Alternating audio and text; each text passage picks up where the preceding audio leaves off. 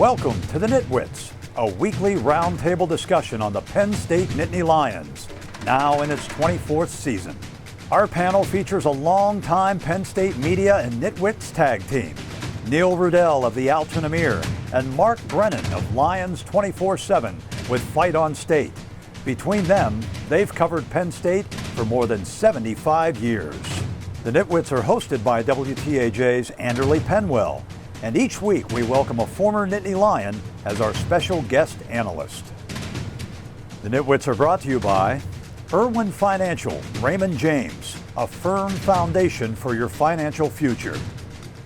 By Monarch Cleaners, for all your dry cleaning, carpet cleaning, and rug cleaning. By Reed and Salaney Orthodontics, providing friendly, family-focused orthodontic care in Altoona, Bedford, and Huntington. By McAleer's Plumbing, specializing in plumbing, heating, and air conditioning, serving our community since 1886. By Remax Results Realty Group, committed to a culture of professionalism, productivity, and exceptional service. By Dorman's Jewelry, the answer is always Dorman's.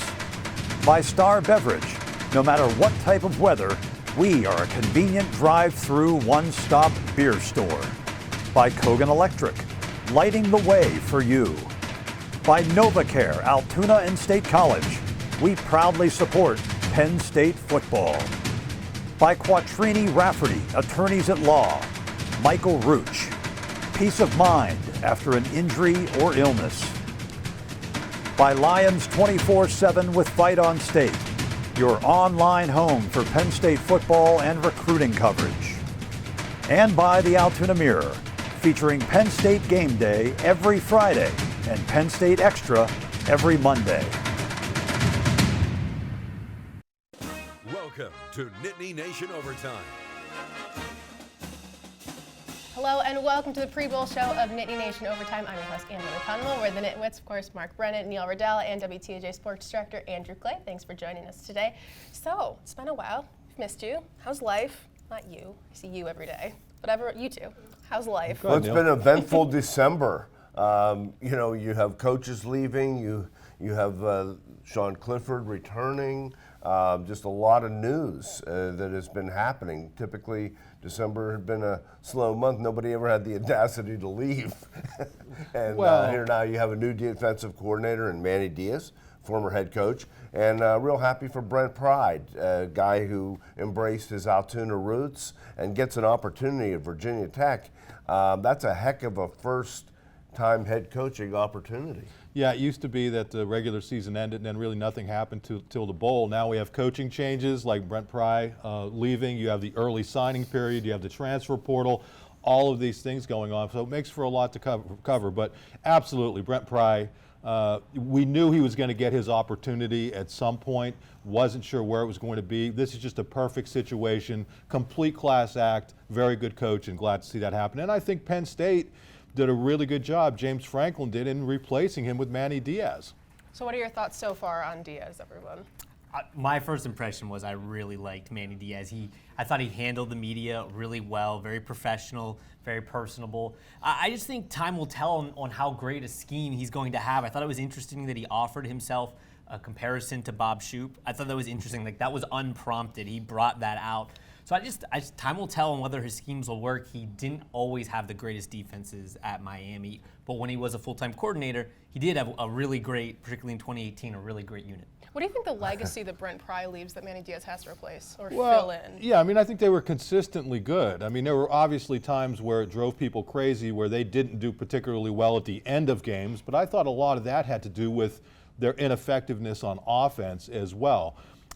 His ability to develop linebackers I thought was really good, and I think consistently, just year in and year out, doing the job they did.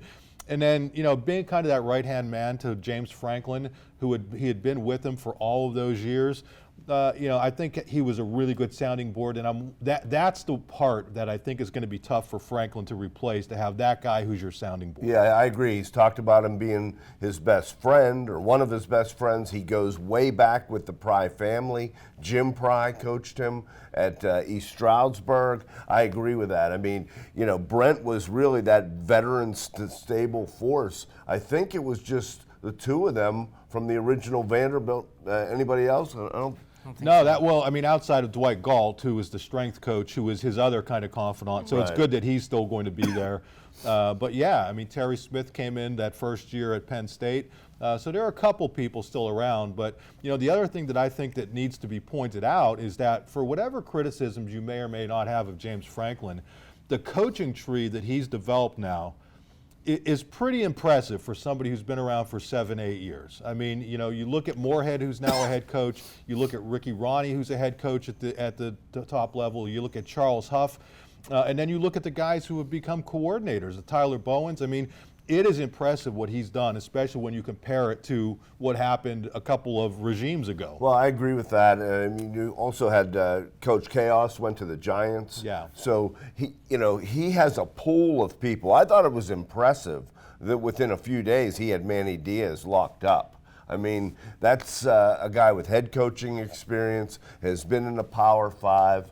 Well, and then to convince Manny, I know, Andrew, I think you had your favorite line from Manny Diaz was what? It was the last month has been a heck of a year, but that was best quote of he won the press conference the moment he said that. Yeah, but I think the cool part about that, though, is that he comes out of a very difficult situation at Miami.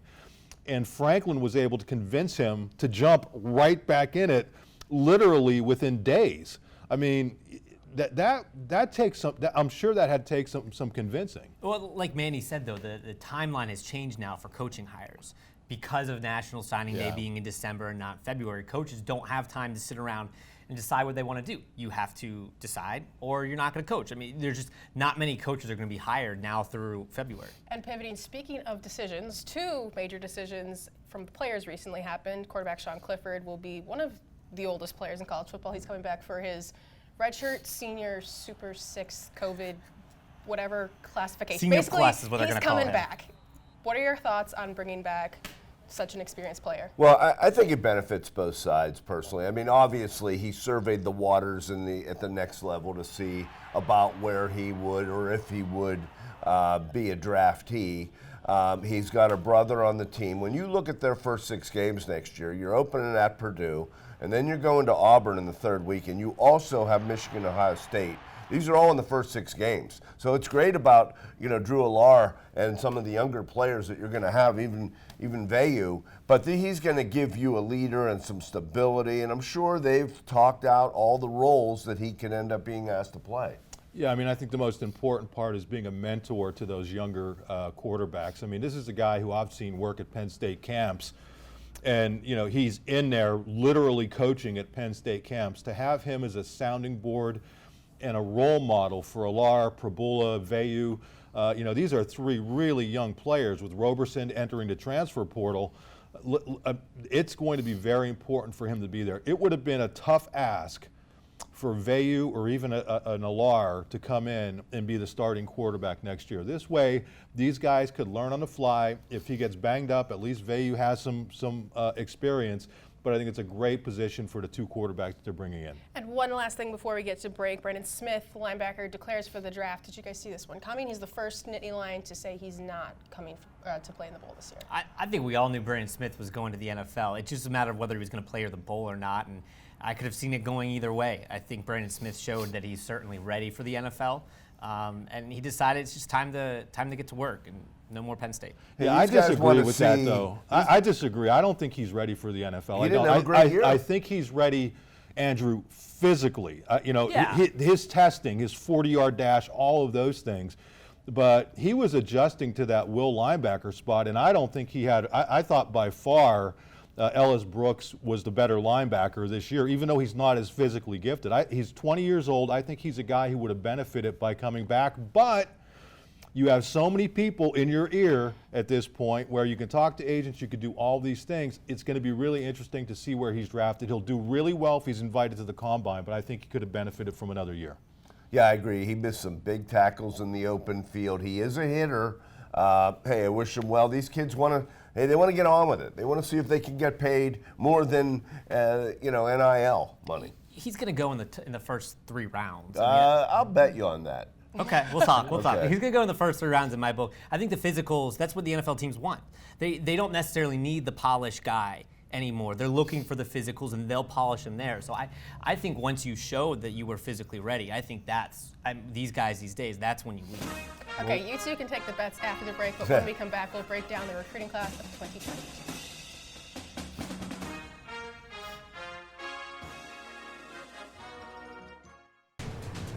The NitWits are being brought to you by Irwin Financial, Raymond James, a firm foundation for your financial future. By Monarch Cleaners, for all your dry cleaning, carpet cleaning, and rug cleaning.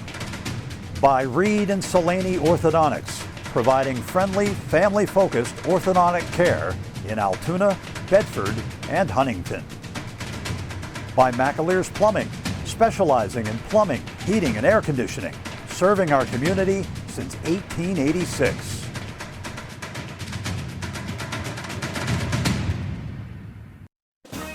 You're watching Nittany Nation Overtime.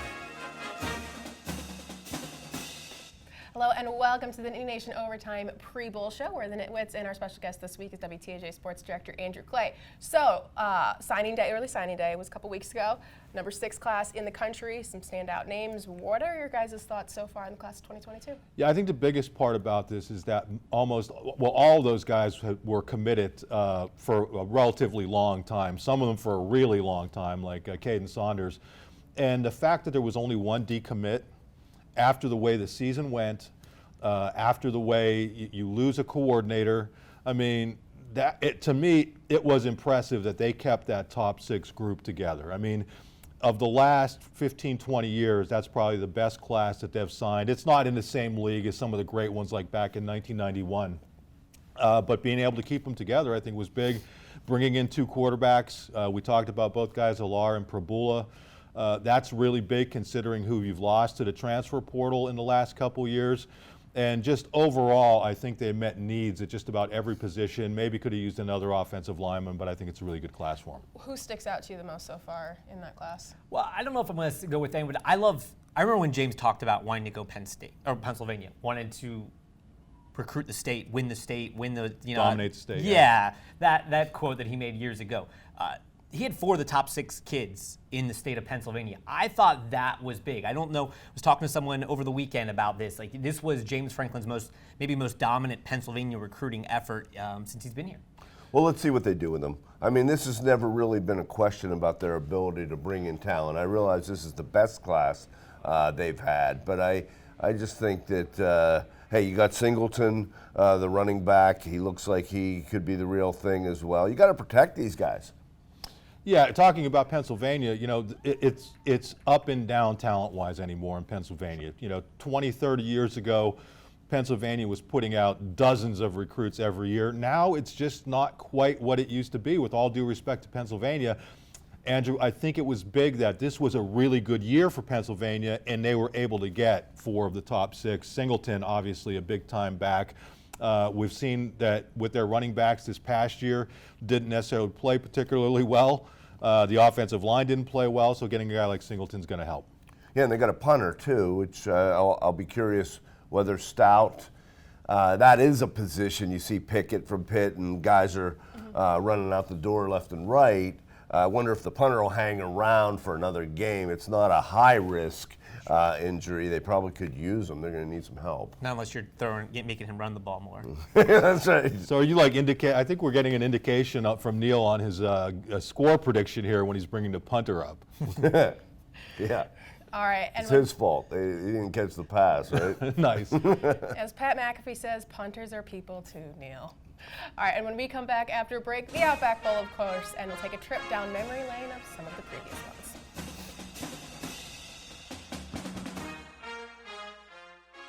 The NitWits are being brought to you by RE/MAX Results Realty Group, committed to a culture of professionalism, productivity, and exceptional service. By Dorman's Jewelry, the answer is always Dorman's. By Star Beverage. No matter what type of weather, we are a convenient drive-through one-stop beer store. By Kogan Electric. Lighting the way for you.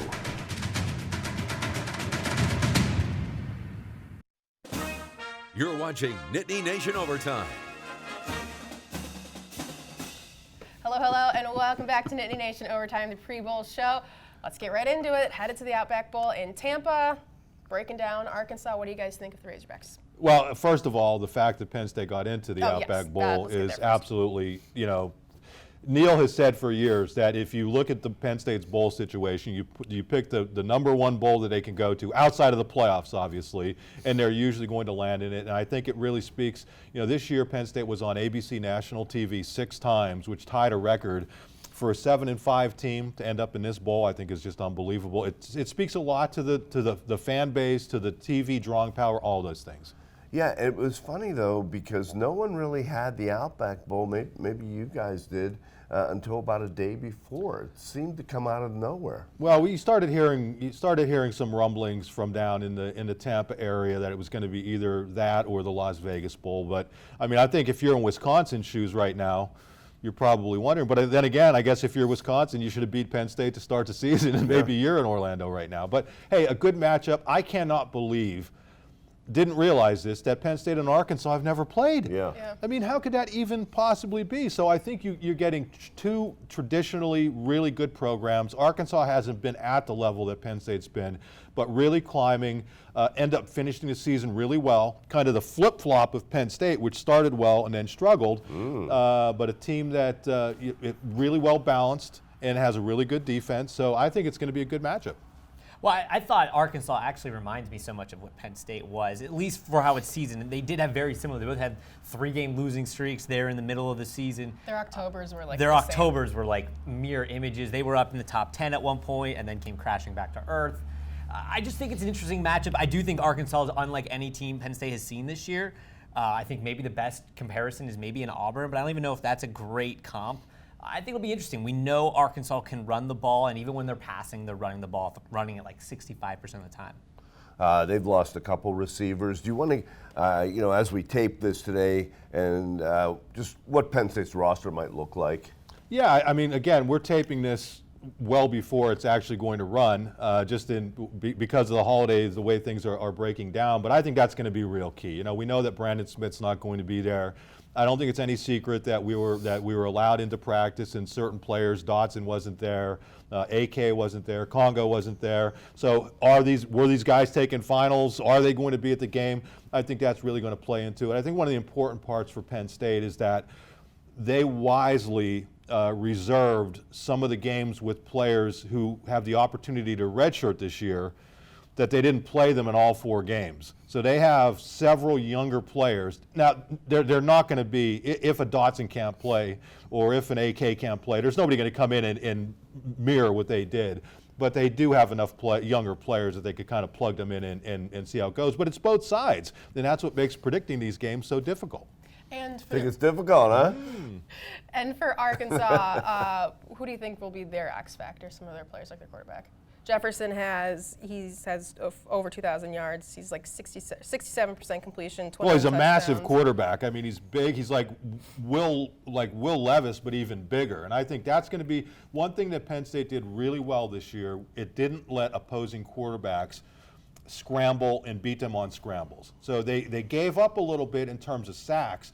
But this guy is like a fullback, Neil, playing quarterback. So it's going to be interesting to see if he runs it between the tackles, and maybe you're short a defensive tackle, how's Penn State going to react? And maybe you're short a linebacker too, how's Penn State going to react? Yeah, Pittman's done a really good job there in a short period of time at Arkansas. I agree with you. It's kind of surprising that they've just never hooked up, either in a bowl game, maybe they were in the Southwest Conference for years, so Penn State didn't have that many ties there. Maybe thought Joe and Lou Holtz would get together after he was at North Carolina State. They liked each other. And speaking of previous bowls, Penn State's been to the Outback Bowl, it seems like a million times at this point, one of the most frequented bowls. What are some of your Outback Bowl memories? I know mine was when I was like 9 watching Wisconsin play. It was for one of the first times in like 2005-ish, if I'm doing my math right. What are Penn State Outback Well, Bowl hey, Joe memories? Nastasi comes in here, and that was one of the great performances that Penn State, and Wally, a couple of our regular guest nitwits. They were terrific, Bobby Ingram, and we were drenched from the minute we left the car before we got to the press box. What was it, the big sombrero? The big sombrero. That Auburn game, we can maybe pull up some highlights of that one. So how did you guys stay dry? Any fun stories about that? Well, we stayed dry because we were in a press box, but getting to the game was crazy. Wow, this is wild watching this stuff. There's some great highlights later on Look when I at was the cutting pads. these of people sliding like 5 yards afterwards. It was so wet. I love when you watch and when guys step and you see the splashing of the puddles. You know that was It's always just fun so to much watch. fun Wally. for the players. And you know what? That field wasn't even as bad as the Citrus Bowl, you know, a few years later against LSU. Remember, it was a swamp. Yeah. Well, and that's the thing. Penn State's had great games against SEC opponents. I mean, Tennessee, LSU, obviously Alabama way back in the day, Texas A&M before it was in the SEC. So the fact that they're just now playing Arkansas is such a head scratcher. But wow, was that fun to watch. I'm sorry, I was looking at the screen over here. So they fared fairly well against the SEC in the last 30 years. They're 14-14, which honestly, I mean, it's the SEC, so that's surprising to be 500. What does the Outback Bowl like represent? Well, they're 3-0 in the Outback Bowl, right? 4-0? 4-0 or 3-0? Yeah, I think 4-0. Okay. So, you know, I think they No, had 3-1 because they 3-1 lost to because they lost to Florida. Florida. Yeah, they lost Okay, to Florida and Urban. I take that back. That Way to was go, Neil. Urban's. That was Joe's last bowl game Yes. too. It was probably Urban. 2000, Urban's 2010. probably wishing it was his last. He bowl should have. in Urban Florida. should have stayed His there. last game in Just stayed retired in Florida. Oh my God! But you know, they had a good formula going with the preparation for these bowls, and they had that model. They did very well in terms of scouting. You know, right? You know, a lot of times they were underdogs in these games. Yeah, as you well. can't go down to the bowl 6 weeks in advance anymore, though. Right. And spend time at 6 different locations. So it's a lot different now than it used to be. But this is a really good bowl. If fans have a chance to go, listen, it's not a New Year's Six game, but this is as close as it gets. This and the Citrus Bowl are both really good bowls, and if you get a chance to go to one of these things, you should go because it's a quality outfit that puts it together, and really, John from the Media Hospitality Suite's been there forever, so you guys will get a chance to meet him. You convinced me, Mark. I'll go. There you go. When we come back, we'll give you the predictions for Outback Bowl. The Nitwits are being brought to you by NovaCare, Altoona and State College. We proudly support Penn State football. By Quattrini Rafferty, attorneys at law.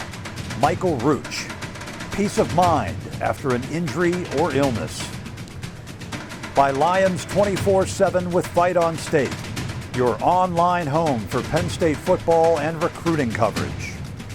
And by the Altoona Mirror, featuring Penn State Game Day every Friday and Penn State Extra every Monday.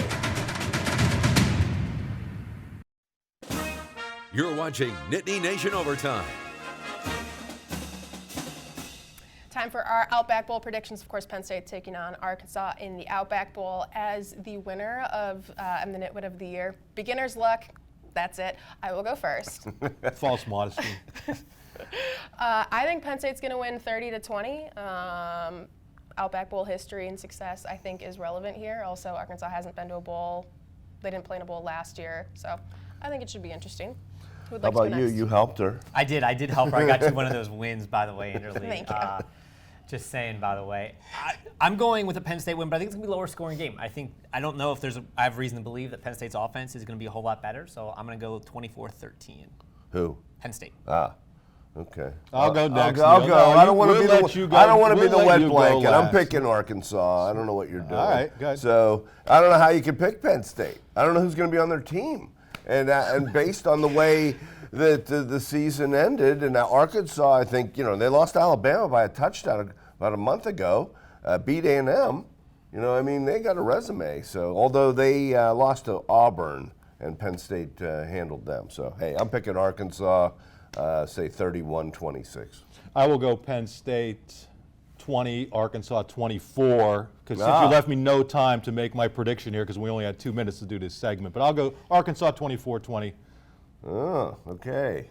All right, 2-2. All right. Tricked me, threw us a curveball. There you go. All right, thank you so much for watching. Enjoy the Outback Bowl.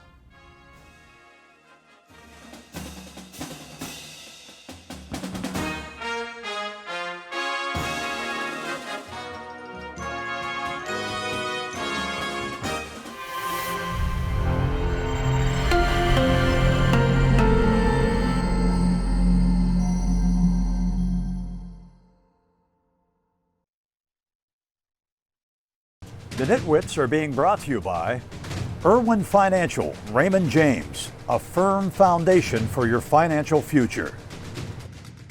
By Monarch Cleaners, for all your dry cleaning, carpet cleaning, and rug cleaning. By Reed and Salaney Orthodontics, providing friendly, family-focused orthodontic care in Altoona, Bedford, and Huntington.